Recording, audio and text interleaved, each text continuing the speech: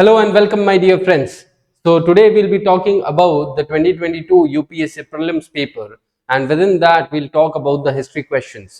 And आज के इस सेशन में वापस से मैं आपको वही चीज बताऊंगा कि जो हमने हमारे प्रीवियस सेशंस में डिस्कशन किए, उस डिस्कशन में मैंने जो आपको वो सवालों के ऊपर से फर्दर एक्सपेक्टेड क्वेश्चंस क्या हो सकते हैं जो मैंने आपको बताए थे, इन सेशंस में आप अब वही देखेंगे कि वही सेम चीज यहाँ पे पूछी गई है जो मैंने आपको पहले बताए थे।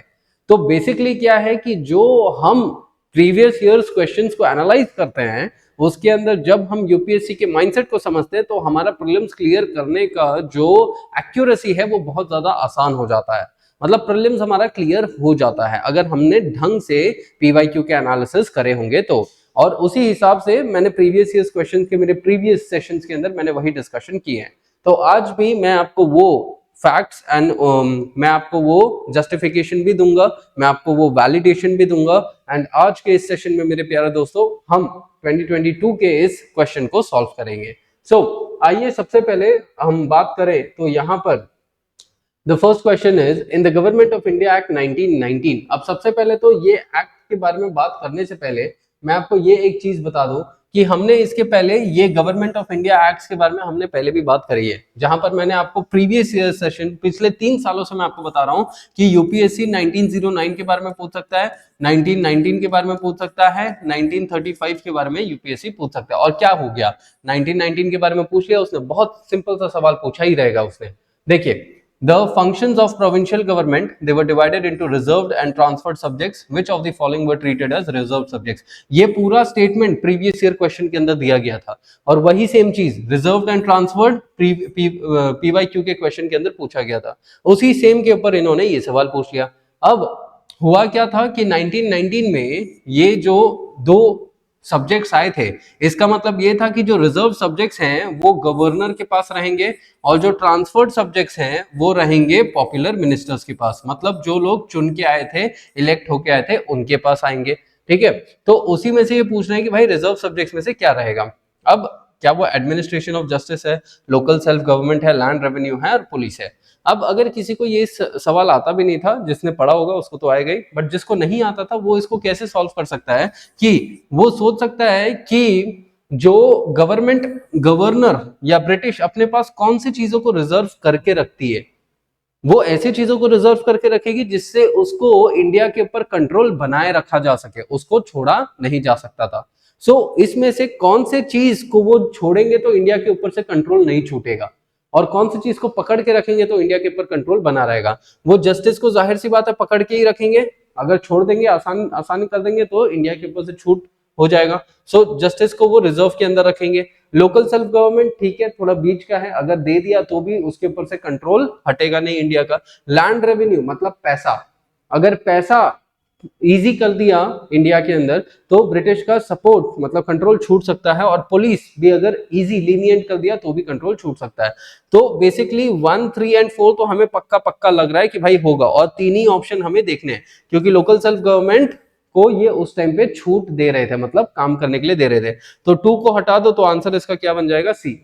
इस हिसाब से इसको नॉर्मली हम कर सकते थे, बट यहां से अब फर्दर एक्सपेक्टेड में क्या हो सकता है कि भाई ये जो इलेक्शंस के बारे में है यहां पर आपसे सवाल पूछे जा सकते हैं इलेक्शंस के बारे में। उसके अलावा रिजर्व सब्जेक्ट्स की बात करी थी, तो अब ट्रांसफर्ड सब्जेक्ट्स की बात कर सकते हैं ये कि भाई कौन से ट्रांसफर्ड सब्जेक्ट्स थे। इसके अलावा जस्टिस के अंदर अंग्रेज के टाइम पे जस्टिस का क्या सीन प्ले था, मतलब क्या कैसे कैसे अलग अलग जस्टिस और जो जुडिशियरी मैकेनिज्म था वो कैसे इवॉल्व हो गया है। लोकल सेल्फ गवर्नमेंट के इवोल्यूशन के ऊपर ये सवाल पूछ सकते हैं कि भाई कौन से ब्रिटिश लोग थे, लॉर्ड रिपॉन का क्या रोल प्ले था, लॉर्ड मेयो का क्या रोल प्ले था, वैसा करके पूछ सकते हैं। लैंड रेवेन्यू मतलब टैक्सेस के बारे में सवाल पूछ सकते हैं, और इवोल्यूशन ऑफ पुलिस के बारे में पूछ सकते हैं, या सिविल सर्विसेज के इवोल्यूशन के बारे में यहां से सवाल पूछ सकते हैं। तो देखिए ये सीधा साधा फंडा है, मतलब इसी में से सवाल यूपीएससी ने पूछना है, और अगर हमने यूपीएससी के प्रीलिम्स को क्लियर करना है तो ऐसे ही हमने भी करना है। ठीक है, तो दूसरा सवाल है in the medieval India the term fanam, okay the term fanam it refers to what. अब साथियों इसके लिए टर्म्स बहुत अच्छे से पता होने चाहिए, और वो टर्म्स के लिए मैंने मेरे टेलीग्राम चैनल के ऊपर दैट इज हिस्ट्री बाय वीर प्रताप सिंह, वहां पर मैंने ऑलरेडी ऐसे टर्म्स की लिस्ट आपको ऑलरेडी प्रोवाइड करी है, और भी एनरिच कंटेंट मैं प्रोवाइड करते रहता हूं वहां पे, तो आप वहां पर भी ऐसे टर्म्स को देख सकते हैं। इसको सॉल्व करने के लिए आपके पास ज्ञान होना चाहिए था, इसको आप आसानी से ऐसे सॉल्व नहीं कर सकते थे। तुक्केबाजी में तो ये कतई नहीं होता आपसे सवाल, ठीक है। तो तुक्का आप उस जगह पे लगाइए जहां पर उसका कुछ लॉजिकल अंडरस्टैंडिंग हो। तुक्का भी मतलब अक्कड़ बक्कड़ बम्बे को नहीं करना है, यहां पर क्या होगा, तुक्का मतलब जस्टिफाइड गेस। ओके, जस्टिफिकेशन आपके पास होना चाहिए कि हाँ भाई लॉजिक से ये बैठ रहा है, ठीक है, ऐसा करके हमें यहाँ पे करना है। तो इसका जब मैं बात करूं तो इसके अंदर ऑप्शन क्या रहेगा, it is going to be the coins. So fanam it was a type of coins, okay, जो उस जमाने में मतलब अलग अलग साउथ इंडियन डायनेस्टीज जो थी वो लाई करती थी। अब इससे हमें क्या देखना है कि भाई दूसरे टर्म्स जो न्यूमिस्मैटिक्स या कॉइन से जुड़े हुए हैं वो दूसरे टर्म्स कौन से हैं, ठीक है, ऐसा करके। तो वो टर्म्स मैंने ऑलरेडी प्रोवाइड करे हुए हैं मेरे चैनल पे, तो आप वहां पर देख सकते हैं। अब तीसरे की बात करें तो consider the following freedom fighters, Barindra Kumar Ghosh, जोगेश Chandra Chatterjee, Raj Bihari Bose. Which of the following they were actively associated with Ghadar party. अब देखिए गदर पार्टी क्यों इन्होंने पूछा, क्योंकि इन्होंने प्रीवियस ईयर क्वेश्चंस में फर्स्ट वर्ल्ड वॉर के बारे में ऑलरेडी पूछ चुका था, ठीक है। अब फर्स्ट वर्ल्ड वॉर के टाइम पे कोई रिवोल्यूशनरी एक्टिविटीज इंडिया के अंदर हो रही थी, तो हाँ हो रही थी। और वो कौन सी पार्टी रिवोल्यूशनरी एक्टिविटी कर रही थी, it was the Ghadar party. So क्योंकि उन्होंने ये पूछा है तो उसी के बेसिस पे उन्होंने एक्सटेंड करके ये सवाल पूछ लिया। अब गदर पार्टी जिसने पढ़ा होगा उसके लिए सवाल बहुत आसान है, लेकिन अगर एलिमिनेशन करें जिसने रेवोल्यूशनरीज के बारे में पढ़ा है इंडिया के अंदर, उनकी उनकी अगर हम बात करें तो रेवोल्यूशनरीज के बारे में हम क्या देख सकते हैं कि भाई एक व्यक्ति थे राज बिहारी बोस, ठीक है। जब कोमागाता मारू इंसिडेंट हुआ तो बाहर से जब कुछ लोग आए गदर पार्टी के, तो राज बिहारी बोस ने उनकी मदद करी। So he was active at that point of time. तो राज बिहारी बोस तो ऑप्शन है, ठीक है।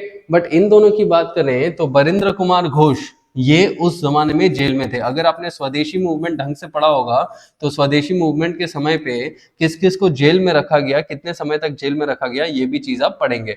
तो उस जमाने में ये जेल में थे, तो ये ऑप्शन तो नहीं है। जोगेश चंद्र चैटर्जी जो थे, ये अगर जेसी चैटर्जी अगर आपने पढ़ा होगा तो आप HSRA के अंदर इनको पढ़ेंगे, ठीक है। तो ये एक दूसरा रेवोल्यूशनरी एक्टिविटी था, एक ग्रुप था जो काम कर रहा था, तो ये इससे नहीं जुड़े थे। तो इसका सेकंड भी गलत हो जाएगा। तो इसका ऑप्शन क्या रहेगा, it is only D. But इससे हमें क्या देखना है कि भाई जो दूसरे रेवोल्यूशनरी एक्टिविटीज थे वो हमें देखना पड़ेगा। दूसरा, फर्स्ट वर्ल्ड वॉर के समय में और कौन से एक्टिविटीज कंडक्ट किए गए थे इंडिया के अंदर, पॉलिटिकल और रेवोल्यूशनरी दोनों, तो उसके ऊपर भी सवाल पूछ सकते हैं। जैसे यहाँ पर होम रूल मूवमेंट भी इस समय पे किया गया था, ठीक है। गांधी भी इंडिया के अंदर आए थे और सत्याग्रह इंडिया के अंदर करे गए थे, ठीक है। फिर फर्स्ट वर्ल्ड वॉर का इफेक्ट के बारे में आपसे पूछ सकते हैं, फर्स्ट वर्ल्ड वॉर का कंक्लूजन के बारे में आपसे पूछ सकते हैं, ठीक है। ऐसा करके आपसे सवाल बन सकते हैं, that is Jallianwala Bagh and all that. So everything is correlated in history. अगले सवाल की तरफ बढ़े तो with reference to the proposals of Cripps mission consider the following statement. साथियों देखिए क्रिप्स इन्होंने 3 से 4 बार प्रीवियस ईयर क्वेश्चंस में पूछ लिए, क्वेश्चन में ही क्रिप्स मिशन आ चुका है, ठीक है। तो उसी के ऊपर इन्होंने क्या बता दिया कि भाई क्रिप्स मिशन के जो फीचर्स है उसके बारे में बता दो। तो ये पढ़ना चाहिए था ना हमें, तभी तो जाके ये सवाल कर पाते। तो the constituent assembly would have members nominated by the provincial assemblies as well as by the princely states, ठीक है। Any province which is not prepared to accept the new constitution would have the right to sign a separate agreement with Britain regarding its future status। तो ये statement तो हमें पता है कि भाई 100% सही है, क्योंकि इसी स्टेटमेंट की वजह से हमने क्या किया था, क्रिप्स मिशन को रिजेक्ट किया था। क्योंकि इसके वजह से क्या होता था कि बहुत ज्यादा डिसइंटीग्रेशन हो जाता, इंडिया के टुकड़े टुकड़े हो जाते उस जमाने में, मतलब जो प्रिंसली स्टेट्स थे तो बहुत सारे अलग अलग देश बन जाते हैं, ठीक है। तो ये स्टेटमेंट तो सही है, लेकिन यहां पर जो है ना नॉमिनेटेड वाला aspect, nominated by provincial assemblies as well as princely states, ये जो है, ठीक है, ये जो है यहाँ पर इन्होंने नॉमिनेटेड की बात नहीं करी, यहाँ पर इन्होंने इलेक्टेड की बात करी थी, ठीक है। और नॉमिनेशन कहाँ लागू होगा, सिर्फ प्रिंसली स्टेट्स पे लागू होगा। तो ये जिसने पढ़ा था ये पर्टिकुलर पॉइंट को, क्रिप्स मिशन को, वही ये सॉल्व कर पाएगा। इसका लॉजिक नहीं है, ठीक है, इसका लॉजिक नहीं है। अपार्ट फ्रॉम दैट अगर ये इसको हम देखें भी तो ये कैबिनेट मिशन का सजेशन था, ठीक है, ये कैबिनेट मिशन का सजेशन था, ठीक है। That is one thing. तो वैसे भी आप इसको एलिमिनेट कर सकते हो। नाउ तो इसका ऑप्शन क्या आ जाएगा, ओनली बी। नेक्स्ट क्वेश्चन की तरफ बढ़े तो with reference to Indian history consider the following text. साथियों देखिए हमने हमेशा लिटरेचर के ऊपर सवाल यूपीएससी पूछते आ रहा है, प्रीवियस ईयर क्वेश्चन में भी पूछा है, दैट इज जैन और बुद्धिस्ट टेक्स्ट के बारे में पूछा है। तो अब यहाँ पर क्या पूछ लिया इन्होंने, जैन। हर साल कोई ना कोई जैन या बुद्धिज्म का क्वेश्चन रहेगा ही, तो इनमें से कौन सा जैन टेक्स्ट है। तो अब यहाँ पर क्या होगा कि बहुत सारे लोग एलिमिनेशन में सबसे पहले महापुराण, पुराण देख के लोग बोल देंगे कि भाई फोर्थ तो नहीं है, तो फोर्थ को काटो और सीधा आंसर मिल जाएगा उनको 1 2 3। लेकिन ये गलत है, ठीक है, ये गलत है। This is not the answer. Mahapurana त्रिश, अब अगर हम इसको एलिमिनेट करने की कोशिश करें, अगर आपने परिशिष्ट पर्वन, ठीक है, मौर्यन टाइम पीरियड पढ़ा रहेगा, तो उसके अंदर चंद्रगुप्त मौर्य के बारे में परिशिष्ट पर्वन बताता है, जो कि हेमचंद्र ने लिखा था। सो इट इज अ जैना टेक्स्ट। तो हमें पता है कि भाई सेकंड वाला स्टेटमेंट तो सही है।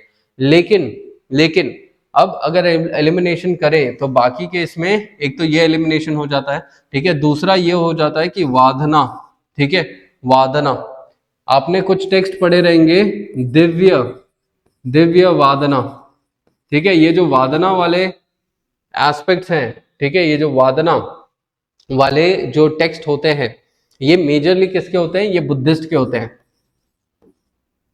ठीक है, Divyavadana, it is by the Buddhist. So यहां पर ये ऑप्शन क्या हो जाएगा, इसके वजह से हम ये समझ सकते हैं कि भाई ये एक बुद्धिस्ट टेक्स्ट है, तो दैट इज वाई ये कट जाएगा। तो आप 3 को काट दो, अपने आप आपका आंसर आ जाएगा, दैट इज 2 and 4। सो त्रिशहर्ष तिल लक्षणा महापुराण, इट इज अ जैना टेक्स्ट, मतलब ये एक जैन व्यक्ति ने लिखा था, इसीलिए ये एक जैना टेक्स्ट है, ठीक है। तो यहां से हमें क्या पता चल रहा है कि भाई ये जो राइटर्स हैं उनके बारे में भी हमें देखना पड़ेगा, इंपॉर्टेंट राइटर्स, एंड ये जो जैन टेक्स्ट है। With reference to Indian history consider the following pairs, historical person, and उनको कौन से स्कॉलर थे वो, आर्यदेवा जैन, दिग्गनागा बुद्धिस्ट, एंड नाथ मुनि he was a Vaishnav scholar. अब देखिए ये वाले ऑप्शन कैटेगरी में बहुत ज्यादा आज के टाइम में यूपीएससी खेल रहा है। अगर प्रीवियस ईयर्स क्वेश्चन में देख रहेंगे आपने, तो 2021 में यूपीएससी ने बस 1 से 2 सवाल ऐसे मेजरली, जनरली जहां तक मेरे को याद आ रहा है 1 से 2 सवाल यूपीएससी ने ऐसे पूछे थे, लेकिन 2022 में इसने और पूछ लिए, 2023 में इसने और ही ज्यादा पूछ लिए इस कैटेगराइजेशन में सवाल। तो यहाँ पर आपका एलिमिनेशन काम नहीं आता, यहाँ पे आपको प्रॉपर नॉलेज काम आएगा। तो यहाँ पे नॉलेज के लिए आपको क्या करना है कि भाई हर एक मेजर पर्सनालिटी के बारे में आपने पढ़ना है, ठीक है, हर एक मेजर पर्सनालिटी के बारे में। जब हम हर एक मेजर पर्सनालिटी की बात करते हैं तो यहाँ पर क्या हो जाएगा कि इन पर्सनालिटीज के बारे में, ओके, इन पर्सनालिटीज के बारे में आप कहाँ से पढ़ सकते हैं, आपको डिटेल्ड अंडरस्टैंडिंग चाहिए तो एक तो आपके जो बुक्स प्रोवाइड किए गए हैं, ठीक है, उसके अंदर आप पढ़ सकते हैं। इसके अलावा आप यहाँ पर क्या करें कि जो चैनल के ऊपर है जो मैंने प्रोवाइड किया हुआ है, आप वहां से भी देख सकते हैं, ठीक है। तो एक तो है नाथ मुनि, जब हम नाथ मुनि की बात करते हैं तो ये नाथ से ही आपको क्या पता चल जाएगा कि नाथ से ही आपको पता चल जाना है कि ये जो पर्टिकुलर व्यक्ति थे, he is going to be the particular right, means वो एक भक्ति सेंट थे, ठीक है, जिन्होंने काम किया था इसी पर्टिकुलर चीज पे। Then next when we talk about, it is going to be the Dignaga and Aryadeva. अब जब आर्यदेवा और दिग्गनागा की हम बात करें तो इसके अंदर आप क्या समझ सकते हैं कि आर्यदेवा, ठीक है, आर्यदेवा जो थे, he is going to be the person who is going to be associated with the Buddhism, ठीक है, आर्यदेवा जो है ये बुद्धिज्म से एसोसिएटेड थे। और जो दूसरे वाले व्यक्ति हैं दिग्गनागा, ठीक है, Dignaga he was also associated with Buddhism. तो अगर आपने कोई श्रीलंकन टेक्स्ट पढ़े रहेंगे, मतलब वो जो सेलोनीज क्रॉनिकल्स हैं, ठीक है, और मैं आगे आने वाले समय में ऐसे इनिशिएटिव्स लेके आऊंगा जिसके अंदर मैं आपको पर्सनालिटीज के बारे में बताऊंगा कि भाई ये पर्सनालिटीज जो हैं वो इस धर्म के हैं। तो आर्यदेवा जो थे इन्होंने बहुत ज्यादा लिटरेचर्स इन्होंने बुद्धिज्म के ऊपर ही लिखे थे, तो इनके बारे में आपको नॉलेज होना चाहिए था, तभी जाके आप इसको कर पाते। सो इसके अंदर जो ऑप्शन रहेगा, it is only going to be Dignaga and नाथ मुनि, ठीक है, that is only 2 pairs, only 2 pairs are right. इससे हमें क्या पता चल रहा है कि भाई जो दूसरे स्कॉलर्स हैं, जो दूसरे राइटर्स हैं, यहाँ पर तो जैन और बुद्धिस्ट राइटर्स की बात करी, अब यहाँ पर क्या पूछा जा सकता है, जो तेलुगु या तमिल, जो संस्कृत या प्राकृत, जो ऐसे राइटर्स हैं उनके बारे में भी ये सवाल यहाँ पे पूछा जा सकता है, ठीक है। So that is one another thing. The next one is that with reference to Indian history consider the following statement. The first Mongol invasion, अब याद करो पिछले ईयर के ही सवाल इल्तुतमिश के बारे में और ख्वारिज़मियन प्रिंस के बारे में सवाल पूछा था, तो उसी के बेसिस में एक्सटेंडेड में ये सवाल पूछ लिया, तो पीवाईक्यू से ही उठाया गया ये सवाल। तो यहाँ पर the first Mongol invasion in India happened during the reign of Jalaluddin Khilji. भाई जलालुद्दीन खिलजी कब आए थे? 1290 में आए थे, लेकिन मंगोल इन्वेजन तो इसके पहले ही हो चुका था ना इंडिया के अंदर, ठीक है। तो ऐसे ही पहले स्टेटमेंट को आप काट दो, आपको ये हो जाएगा। अब सेकंड और थर्ड में से आपको देखना है कि during the reign of Alauddin Khilji one Mongol assault marched up to Delhi and besieged the city, ठीक है। Mohammad bin Tughlaq temporarily lost portions of north west of his kingdom to the Mongols, ठीक है, टू दी मंगोल्स। अब देखिए यहां पर क्या है कि आप क्या समझेंगे कि इन दोनों में से ज्यादा सही कौन सा है, ज्यादा सही आपको क्या लग रहा है और ज्यादा केपेबल क्या लग रहा है? तो यहां पर वो एक एलिमिनेशन आएगा, क्योंकि दोनों भी मेजॉरिटी ऑफ द एस्पिरेंट्स ने दोनों भी पॉइंट्स नहीं पढ़े होंगे, बट यहां पर हमें वही चीज समझना है कि क्या हम कर सकते हैं।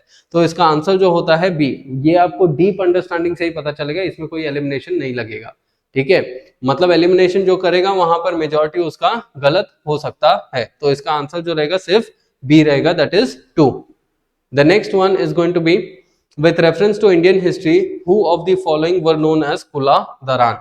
अब कुला दरान मतलब क्या हो गया? अब देखिए ये जो लोग थे कुला दरान, ये लोग दिल्ली सल्तनत के टाइम पे थे, ठीक है। कुल, अब इसको अगर हम एलिमिनेट करें तो कुल मतलब क्या हो गया? लीनिएज, ठीक है। कुल मतलब क्या हो गया? लीनिएज। अब इन चार ऑप्शंस में से आपको लीनिएज वाले टर्म्स में क्या लग रहा है कि अरब मर्चेंट्स लीनिएज है क्या? नहीं, ट्रेडर्स वाले कुछ तो भी एस्पेक्ट में, मतलब चारों में से कौन सा सबसे ज्यादा लीनिएज वाले टर्म से जुड़ रहा है? देख के, वर्ड्स देख के क्या जुड़ रहा है? कलंदर्स पता नहीं क्या है, पर्शियन कैलीग्राफिस्ट, ठीक है, हो सकते हैं, एंड सैयद अब क्या है? सैयद एक डायनेस्टी थी, ठीक है। अब डायनेस्टी में क्या होता है? हायरार्की ट्रेडिशंस होते हैं, डायनेस्टी में हायरार्की ट्रेडिशंस होते हैं, और हायरार्की मतलब क्या? लीनिएज। तो ऐसे करके हम क्या कर सकते हैं? हम सवाल को कनेक्ट कर सकते हैं। इसका आंसर तो सैयद था, क्योंकि कुला दरान मतलब क्या हो जाता है? It is a pointed cap, and उस टाइम में सैयद जो थे एक तरीके का पॉइंटेड कैप पहनते थे, उसकी वजह से उनको कुला दरान बोला जाता था। तो एलिमिनेट करना है तो ये वाला एक लॉजिक लगाया जा सकता है, बट इसके अलावा आपको ये टर्म पता होना ही चाहिए था। The next one is with reference to Indian history, consider the following statements. The Dutch established their factories on the East India on the lands granted to them by the Gajapati rulers, ठीक है।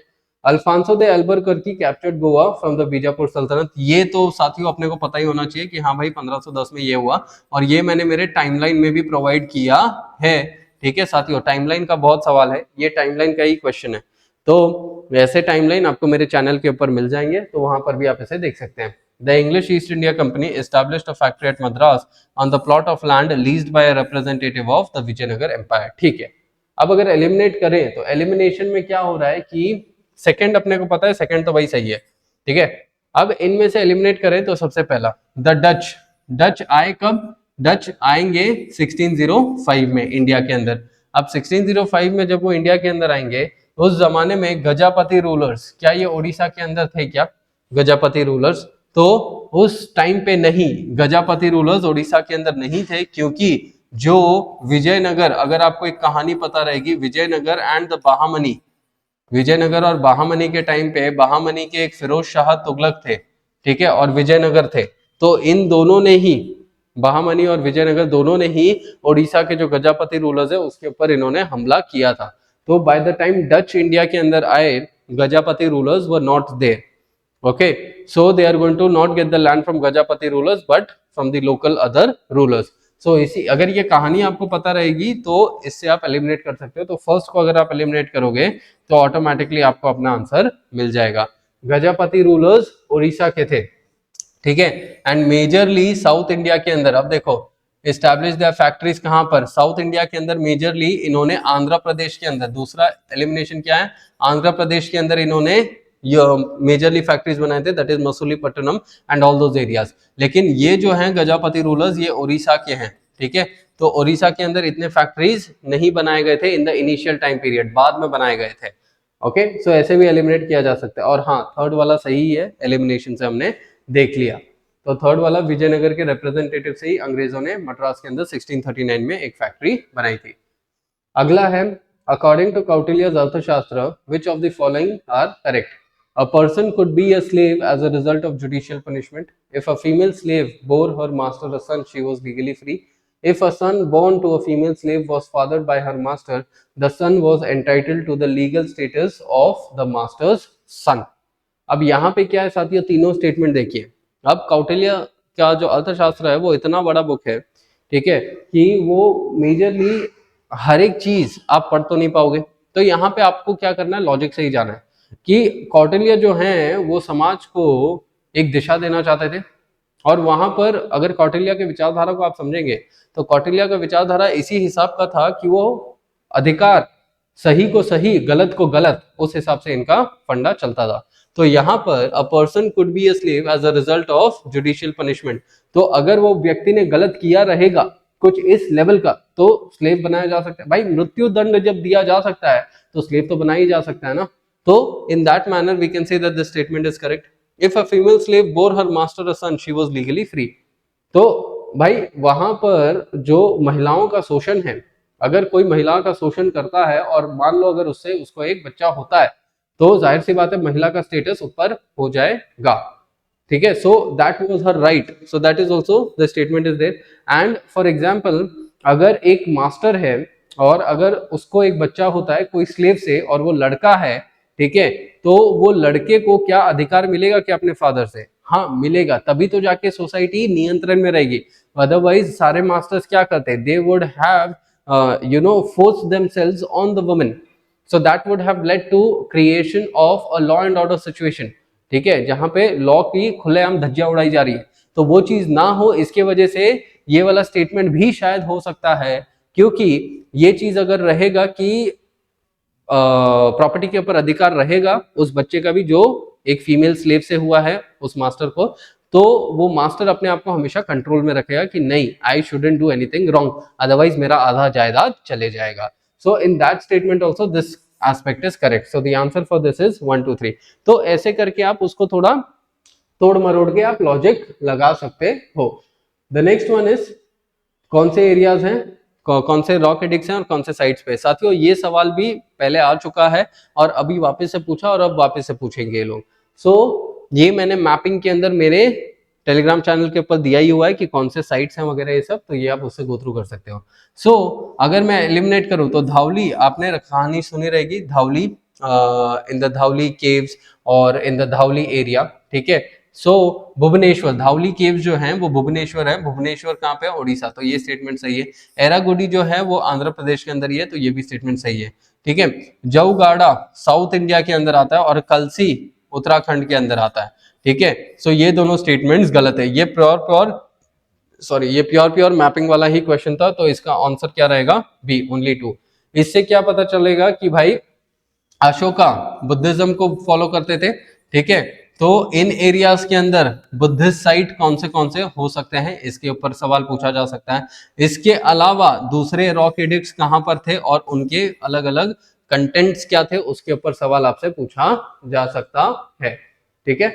Next one is consider the following pairs, Nanuka, Jayashakti, Nagabhata and Bhuja. जब हम इन सब की बात करते हैं तो क्या हो जाएगा कि यहाँ पर इन चारों रूलर्स के बारे में क्या होता है, हमें टाइमलाइन के बारे में बहुत अच्छे से पता होना चाहिए कि भाई इंडिया के अंदर जो टाइमलाइन था डायनेस्टीज का उसके बारे में। तो टाइमलाइन के ऊपर मैंने बहुत डिटेल्ड डॉक्यूमेंट्स बनाए हुए हैं, तो उसके ऊपर आपको मतलब वो आपको मेरे टेलीग्राम चैनल पे मिल जाएगा। तो जब हम नानुका की बात करते हैं, नानुका जो है he was a person who belong to the Chandela dynasty itself, okay. And apart from that the second one the Jay Shakti, ठीक है, the Jay Shakti he is also going to belong to the Chandela dynasty. वो परमार के नहीं होंगे, Nannuka he belong to Chandela, Jay Shakti he did not belong to Chandela. Whereas when we talk about the Nagabhata two, the Nagabhata to ये जो थे ये गुर्जर प्रतिहार के ही थे, ठीक है, अगर आपने क्रोनोलॉजी ऑफ रूलर्स देखे।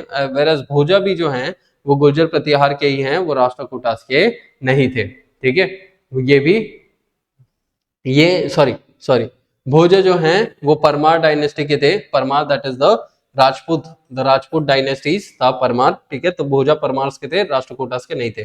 तो ये स्टेटमेंट भी गलत मैच हुआ है, तो इसका आंसर क्या हो जाएगा, ओनली 2 पेयर्स। अब यहां से क्या पता चलता है कि भाई ये जो क्वेश्चंस पूछे गए हैं ये अर्ली मेडिवल टाइम पीरियड के बारे में पूछे गए, तो जाहिर सी बात है हमें दूसरे जो रूलर्स हैं अर्ली मेडिवल टाइम पीरियड के, उनके बारे में भी हमें पढ़ना पड़ेगा, तब जाके हम इस ऐसे सवालों को फ्यूचर में अगर कोई पूछा गया है तो उसको हम सॉल्व कर सके।